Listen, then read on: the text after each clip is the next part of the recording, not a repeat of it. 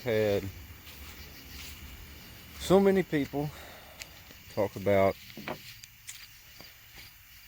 how they hate fish or seafood or anything fish related. Well, I caught a few white bass this evening. I was actually pre-fishing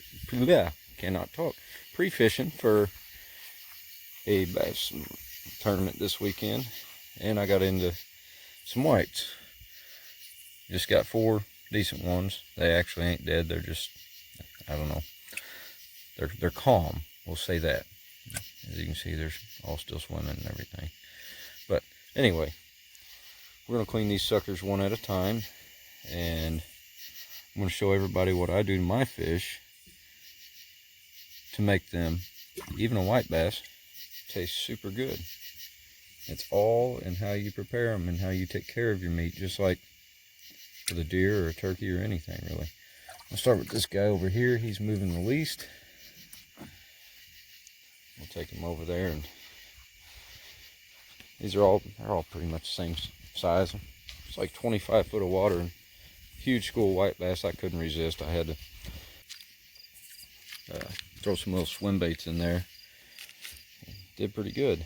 I'm gonna see if I can set this up somewhere. I'm gonna move this side out here where I can see what I'm doing and have somewhere to set the phone. A lot of people, when they flay crappie bass, anything, they'll cut through right here and cut through all these rib bones. Well, that just dulls your knife, and then you got to go back through and cut all the rib bones out instead of just a little bit of lateral bone. What we're actually going to do is cut through all the way right here, down, halfway, even with the spine. This is what I do with crappie, bass, anything. Then you come down about this far, not where that line is on that white bass, about this far where you can feel the ribs with the tip of your knife. And you want to follow them ribs, and you'll get down in here, the end of the rib cage, and you go all the way through down here and take it right off. Then you can grab this blade, peel it back, and work your blade around those ribs all the way down and cut it off at the bottom. Lay the flay out flat, take the skin off of it, cut the dark meat out of it, a little bit of the lateral bones. Boom, you got a perfectly clean piece of meat. You didn't have to saw through a bunch of rib bones to get it. As you see, I've cut down, like I was saying, cut through right here. I'm going to grab a hold of the fish here actually. So, since I can't do this at the same time as holding the phone, you see I've come down on the top. I went all the way down to the rib bone. The rib bones are right here. I come down, and about right in here, I went past the ribs, stuck my knife blade out here, and went all the way down the tail. You see I've still got it attached here. You can either cut that off, or you can leave it attached and flip the flay, whichever's easiest to do there. There's a better view down in here of the actual rib bones. Now I've got the flay here, skin still on it, still attached at the tail. You see how I followed? I went around these rib bones. There's a lot of that dark meat on this lateral line, stays on the fish. You follow these rib bones, which white bass don't have a lot of belly meat on them to begin with. So you follow these rib bones right down, and see now I'm down to the belly. I'm going to cut this flay off right here. So now I've cut the flay off, flipped it up, actually rotated the fish. Here's the flay that we're getting ready to flay off of the skin now. And I'll bring you back and show you what you have to cut out of this. Okay, still got half of this fish to flay, but here's our flay that we just took off the skin. If you can do it right, you'll leave a lot of this dark meat. That's what gives it a strong fishy flavor. You'll leave that on the flay, but we still have some, as you can see, to clean up here. We're going to V this in very shallow. I mean, we want to be at about, with your knife blade, you don't want to, cut down like this. You want to be like this angle, and the same thing over here, about that angle, and bring it in to meet. Once those two cuts meet on each side of this, you can peel that red line, mud line as some people call it, right out of it. That's what gives a fish a strong flavor. I don't care if it's walleye or the best eating fish in the world. If you do not cut the fat off of them, in my opinion, they aren't fit to eat. Fish should never, ever taste like fish smell. So here we are with clean fillet. The mud line's been removed. The fat's been cut out of it. You know, filet's pretty good shape. That stuff over there, that's not mud line. That's adding blood vessels in the meat. No big deal. I have a bag of water. Here's my next trick. This isn't just water. There's actually a pinch of baking soda and probably a tablespoon of salt in this. I think this is just a quart bag, but you can see how much water's in it. And I'm going to add more, obviously. But these fillets, as I'm cleaning these fish, these fillets are going into this soak. And I'll fill this whole bag up. I'll probably rinse them 2 or 3 times in the sink, refill it with water with the fish in it, salt, baking soda. Like I said, a pinch of baking soda and about a tablespoon to 2 tablespoons of salt, and that really depends on how much water and how much fish you have. If you can use a bowl and do the same thing. Anyways, this whole bag will go in the fridge, not the freezer, the refrigerator, for at least overnight. And then the next morning, you can either cook those fish the next day, however you want to do it, or then you can do one more rinse and freeze them at that point if you want to put them in the freezer.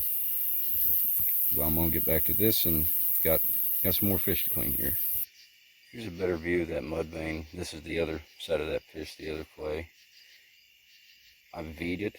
When you V it, you should be able to do this. I mean, you'll have a point where you can just stick your fingers under it. You can just peel this thing very carefully right up. There's one end. And you may have to trim a little bit more once you get it out of there, but like that. See, I've pulled, that's mostly all mud vein. I still got to trim a little bit right in here. And this white stuff, which is like, it's not really the skin, it's like the inner lining. This stuff doesn't even matter. It has no flavor whatsoever. I normally trim it off, but I think it's more preference than anything. And of course, it always helps to have a super sharp knife. But anyway, well, I hope you guys maybe learned something from this, or maybe you didn't. Maybe there's something you can take away. And hopefully I convinced somebody out there that not all fish is bad. Even if you've had it 10 times in your life. I've had tons of fish that was not good. And I've also had tons of fish that you just make yourself sick eating it because it's so good. It's really 90% of it is right here in how you take care of your catch from the field to the table. Something I failed to mention. Wow, something I failed to mention on these. When you pull these out of the fridge or the freezer or whatever it may be, when you get ready to cook these fish, you rinse them off in the sink well. You want to take, this is 1/2, the belly of this fillet would actually be laying on this side, so it would come out like this. I went ahead and cut it through because there's just a tiny piece connecting it. Anyway, this underside towards the belly where the ribs would come up, but you've already cut around those. There's still a line of lateral bones in here. Sometimes if you don't V them all the way out, if you're not able to V it out, take your finger and run it towards where the fish's tail would be. That way those bones would be coming at this angle. So if you run your finger across here and it grabs on something pointy, well, that's a bone. You need to work around that. That's how you get your fillets completely boneless. You don't even have to worry about them when you're eating. Now, since I am going to eventually freeze these fish, at least until next week, I'll probably cook these along with some crappie or spoonbill next week. I'm going to show you guys a little trick. First of all, date, label everything, so you know what it is and how old it is. It's otherwise you're basically wasting meat, and you see something frozen, you have no clue if it's deer, turkey, fish, whatever it is. But if you do not vacuum pack them, there's only one way you can truly freeze them for longer than a couple weeks without them getting freezer burnt. And I'll take a bag like this, which I'm trying to get that to stand up for a second, and I'll fill this bag full of water. I'll fill this bag full of water. Now, so I'm going to fill this up. Let's see, even there, right? You want to take and zip this all. You want to zip it to one corner and just leave one corner barely open. Lay this bag down like this.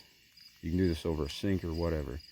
Pushing it. See how it's just pure water coming out? You want all the air out of that and nothing but fish and water left in this bag.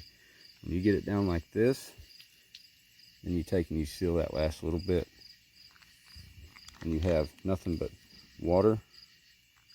Well, I do have a little air pocket there. And if you get a little air pocket, just open it up more and squeeze it out.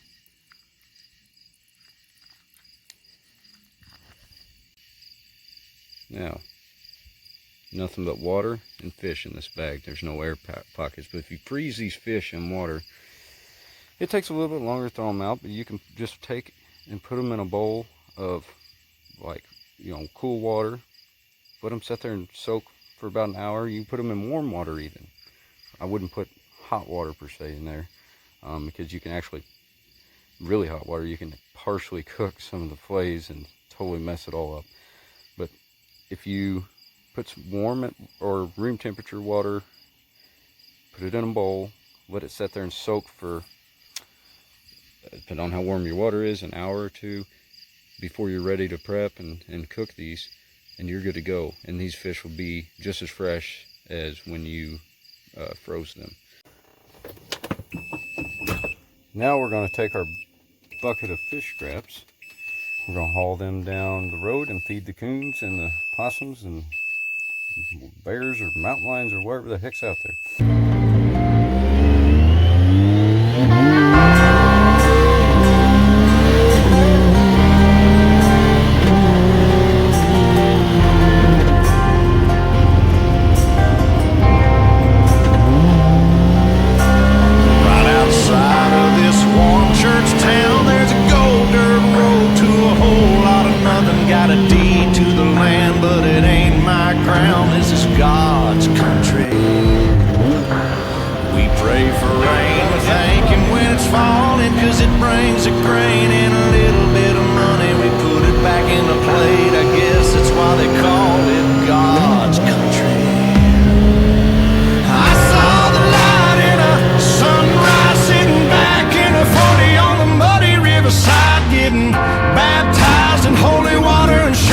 The dogs running